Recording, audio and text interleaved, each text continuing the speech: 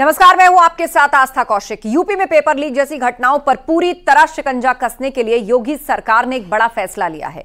योगी सरकार ने यूपी में प्रतियोगी परीक्षाओं के लिए नई नीति तैयार की है, जिसके तहत 4 एजेंसियों को अलग अलग जिम्मेदारी दी गई है। अब 4 लाख से अधिक छात्र होने पर 2 चरणों में परीक्षा होगी। एक पाली में पीसीएस परीक्षा कराने की छूट होगी। साथ ही छात्रों का सेंटर गृह जिले से बाहर होगा। सरकारी स्कूल, इंजीनियरिंग और मेडिकल कॉलेज परीक्षा सेंटर बनाए जाएंगे। तो अब परीक्षा पारदर्शी हो, पेपर लीक, नकल की संभावना शून्य करने के लिए योगी सरकार ने बड़ी रणनीति बनाई है। प्रतियोगी परीक्षाओं के लिए नई रणनीति बनाई है। प्रश्न पत्र में सीक्रेट कोड होंगे, हर पन्ने पर सीक्रेट कोड होंगे। पेपर लीक पर शिकंजा कसने की यह तैयारी है। 4 एजेंसियों को अलग अलग जिम्मेदारी दी गई है। एक परीक्षा की जिम्मेदारी 4 एजेंसियों के पास होगी। साथ ही प्रिंटिंग प्रेस के अंदर मोबाइल फोन, कैमरा ले जाने पर बैन होगा। परीक्षार्थियों को होम टाउन के बाहर पेपर देना होगा। महिलाओं के लिए होम सेंटर हो सकता है। ये छूट महिलाओं, लड़कियों को दी गई है। योगी सरकार ने ऐसा प्लान तैयार किया है जिससे पेपर लीक पर पूरी तरह से लगाम लगे। और इसके लिए सरकार ने जो बड़े फैसले लिए हैं, उसके तहत क्वेश्चन पेपर में सीक्रेट कोड डाले जाएंगे। हर पन्ने पर unique bar code, QR code, unique serial number जैसे कोड्स होंगे, जिससे पेपर की आसानी से जांच हो सके और उसका मिलान किया जा सके। इसके अलावा क्वेश्चन पेपर छापने वाली प्रिंटिंग प्रेस पर भी कड़ी निगरानी रखी जाएगी। खास तौर पर क्वेश्चन पेपर ले जाने वाले बॉक्सेस की temple proof multi layer packaging होगी। क्वेश्चन पेपर सेटिंग के लिए पर्याप्त समय दिया जाएगा और प्रश्न पत्र छापने वाली एजेंसी की परीक्षा नियंत्रक नियमित जांच करेगा।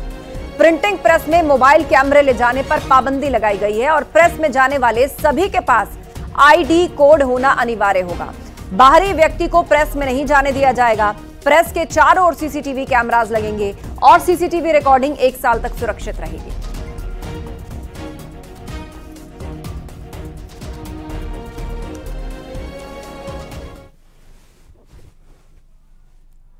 और नीट में धांधली के खिलाफ लखनऊ में कांग्रेस ने प्रदर्शन किया है। इस दौरान पुलिस और कांग्रेस कार्यकर्ताओं में झड़प भी हुई है। पुलिस ने अजय राय को हिरासत में लिया है।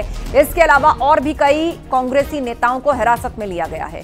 ये लोग विधानसभा का घेराव करने के लिए जा रहे थे। प्रदेश कांग्रेस अध्यक्ष अजय राय ने आरोप लगाया कि एनटीए पर पारदर्शी ढंग से परीक्षा कराने में वो फेल हुई है। उन्होंने नीट परीक्षा रद्द करने की मांग की है। बहुत से छात्र संगठन भी ये मांग कर रहे हैं कि नीट की जो पूरी परीक्षा है उसे रद्द किया जाना चाहिए। और छात्रों के इस आंदोलन में अब कांग्रेस भी कूद पड़ी है। लखनऊ में कांग्रेस ने प्रदर्शन किया है। कांग्रेस अध्यक्ष अजय राय को पुलिस ने प्रदर्शन स्थल से हटाया है। नीट में धांधली के खिलाफ और परीक्षा को रद्द करने के लिए यह प्रदर्शन किया जा रहा है। नीट में धांधली के खिलाफ इस वक्त कांग्रेस एक बड़ा प्रदर्शन कर रही है और विधानसभा का घेराव करने के लिए आगे बढ़ रही है। इस वक्त हमारे साथ प्रदेश अध्यक्ष मौजूद है। सर, क्या मांग है आपकी?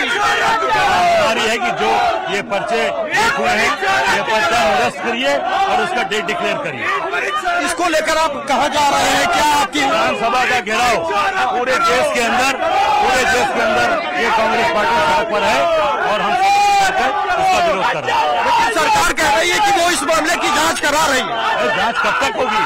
तत्काल पर्चा इसको निरस्त करें और डेट डिक्लेयर करें किस दिन एग्जाम कराएगा।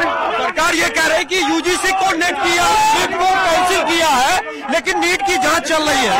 नहीं, जांच नहीं चल रही है। ये साबित हो गया कि पूरी तरीके से इसमें पर्चे लीक हुए हैं और इसको ये साबित हो गया है। इसको तुरंत निरस्त करिए और डेट डिक्लेयर करिए। जैसा कि आपने सुना, ये थे कांग्रेस प्रदेश अध्यक्ष अजय राय, जो कि इस वक्त आप देख सकते हैं यूपी विधानसभा का घेराव करने के लिए आगे बढ़ रहे हैं। और खबर लखनऊ से, नए गेस्ट हाउस को लेकर मुख्यमंत्री की बैठक। अयोध्या और प्रयाग में बनेगा स्टेट गेस्ट हाउस। मुख्यमंत्री ने देखी नए गेस्ट हाउस का डिजाइन। वैष्णव परंपरा से गेस्ट हाउस बनाने का आदेश दिया गया है। ग्रीन बिल्डिंग के रूप में विकसित होंगे गेस्ट हाउस। नए गेस्ट हाउस में ओडीओपी ब्लॉक्स बनाने के निर्देश दिए गए हैं। तो अयोध्या प्रयागराज में बनेंगे नए गेस्ट हाउस और खास बात यह कि वैष्णव परंपरा से इनका डिजाइन जो है वो तैयार किया जाएगा। ग्रीन हाउस की तर्ज पर यह डिजाइन होगा। ग्रीन एनर्जी को प्रोत्साहित किया जाएगा। नए गेस्ट हाउस को लेकर मुख्यमंत्री ने बैठक की।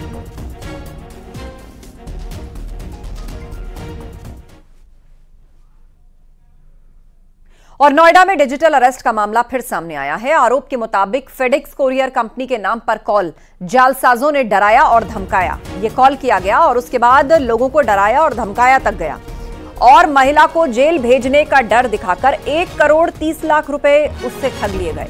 साइबर ठगों ने एक बुजुर्ग महिला को 5 दिनों तक डिजिटल अरेस्ट रखा। पीड़ित महिला ने साइबर क्राइम थाने में मुकदमा दर्ज करवाया।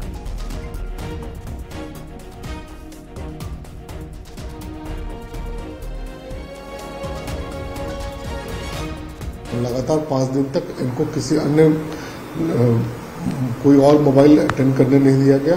इनको अन्य किसी व्यक्ति से बात करने की इजाजत नहीं दी गई। ऐसा दबाव बनाया कि आप कहीं बाहर नहीं जाएंगी, अपने घर में रहेंगी और इस तरह से दबाव बनाते हुए कई बैंक अकाउंट नंबर प्रोवाइड कराए गए और उनमें 1 करोड़ 40 लाख रुपए ट्रांसफर करा दिए गए। नोएडा में एक के बाद एक लगातार डिजिटल अरेस्ट के मामले सामने आ रहे हैं। ताजा मामला नोएडा के सेक्टर 49 से है, जहां एक बुजुर्ग महिला के साथ 1 करोड़ 30 लाख रुपए की ठगी कर दी गई। आपको बता दें, महिला को 5 दिन तक स्काइप कॉल पे डिजिटल अरेस्ट रखा गया और इस दौरान उससे बैंक डिटेल्स ली गई। साथ ही वही मॉडस ऑपरेंडाई यानी ठगी जालसाजों का वही एक तरीका जिससे लगातार पूर्व में भी वो ठगी करते रहे हैं। आपको बता दें, कोरियर कंपनी फेडेक्स की तरफ से ये कॉल किया गया और ये जानकारी दी गई कि उनके कोरियर में कुछ ड्रग्स हैं, इलीगल पासपोर्ट्स हैं और कुछ कपड़े बरामद किए गए हैं और जो पासपोर्ट है वो भी एक्सपायर्ड है। लिहाजा उनके खिलाफ कानूनी कार्रवाई की जाएगी, उन्हें जेल भेजा जाएगा। इसको लेकर डराया धमकाया गया और इसके बाद यहां से ठगी का सिलसिला शुरू होता है।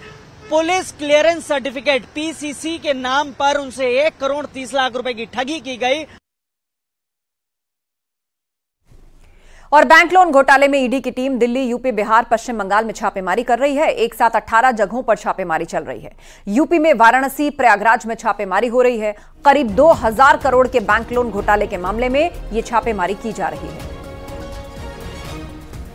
तो वाराणसी और प्रयागराज में भी छापेमारी हो रही है। केंद्रीय जांच एजेंसी ईडी यानी प्रवर्तन निदेशालय के द्वारा एक बड़ी कार्रवाई को अंजाम देते हुए तकरीबन 1.5 दर्जन लोकेशन पर सर्च ऑपरेशन की कार्रवाई को अंजाम दिया जा रहा है। यहाँ पे देखा जा सकता है कि ये ग्रीन पार्क का इलाका है और यहाँ पर सर्च ऑपरेशन की कार्रवाई चल रही है। F ब्लॉक में ये स्थित है, जहाँ पर ये घर की अगर बात करें तो ये घर है जूही फतेहपुरिया का। जूही फतेहपुरिया की अगर बात करें तो एक कंपनी है JBL एग्रो, इसके मालिक हैं SN झुंझुनवाला और आदर्श झुंझुनवाला। तो SN झुंझुनवाला की जो बेटी हैं वो हैं जूही फतेहपुरिया, जहां पर इस वक्त में उनके आवास पर, जो दिल्ली वाले आवास पर इस वक्त में सर्च ऑपरेशन की कार्रवाई को अंजाम दिया जा रहा है। देखा जा सकता है अंदर में, अगर हमारे वीडियो जर्नलिस्ट जो हैं वो दिखाएंगे कि अंदर में जो पैरामिलिट्री फोर्सेस के जो जवान जो हैं बकायदा वो नजर आ रहे हैं। इसके साथ साथ जो ईडी के अधिकारी हैं वो मौके पे मौजूद हैं। और जिस तरह से अगर पूरे स्कैम की अगर बात करें तो तकरीबन 2000 करोड़ रुपए का बैंक फ्रॉड से जुड़ा हुआ ये स्कैम है और इस मामले में मनी लॉन्ड्रिंग एक्ट के तहत ईडी ने इस केस को रजिस्टर किया और उसके बाद इस मामले पर तफ्तीश कर रही है। और मथुरा में योग दिवस समारोह में शामिल होने के बाद रक्षा मंत्री राजनाथ सिंह वृंदावन पहुंचे और यहां उन्होंने बांके बिहारी मंदिर पहुंचकर भगवान के दर्शन किए। सेवायत गोस्वामियों ने विधि विधान से पूजा अर्चना करवाई और पूजा अर्चना के बाद रक्षा मंत्री को भगवान का प्रसाद भी दिया गया। आज का दर्शन करने का मुझे सौभाग्य प्राप्त हुआ है। इससे मैं स्वयं को बहुत ही धन्य महसूस कर रहा हूँ और यहाँ पर मंदिर में आकर मैं बहुत ही अपने को अभिभूत महसूस भी कर रहा हूँ। और आज मैंने तय किया था कि 21 जून योगा दिवस के अवसर पर मैं जो कोर स्ट्राइक है हमारी आर्मी की, उनके जवानों और अधिकारियों के पीछे जाकर मैं योगा करूँगा और उसी निमित्त कल मैं आया था। तो दर्शन पूजन करके आशीर्वाद लिया है राजनाथ सिंह में। वृंदावन की ये तस्वीरें आप देख रहे हैं और यहाँ पर मंदिर में आकर मैं बहुत ही अपने को अभिभूत महसूस भी कर रहा हूँ। और आज मैंने तय किया था कि 21 जून योगा दिवस के अवसर पर मैं जो कोर स्ट्राइक है हमारी आर्मी की, उनके जवानों और अधिकारियों के पीछे जाकर मैं योगा करूँगा और उसी निमित्त कल मैं आया था। और आज प्रातःकाल उनके साथ योग का भी कार्यक्रम संपन्न हुआ है। उसके पश्चात सर कॉरिडोर में लेकर क्या कहना सर, क्या कहेंगे भगवान श्री कृष्ण की जन्मभूमि को लेकर के? बहुत बहुत धन्यवाद।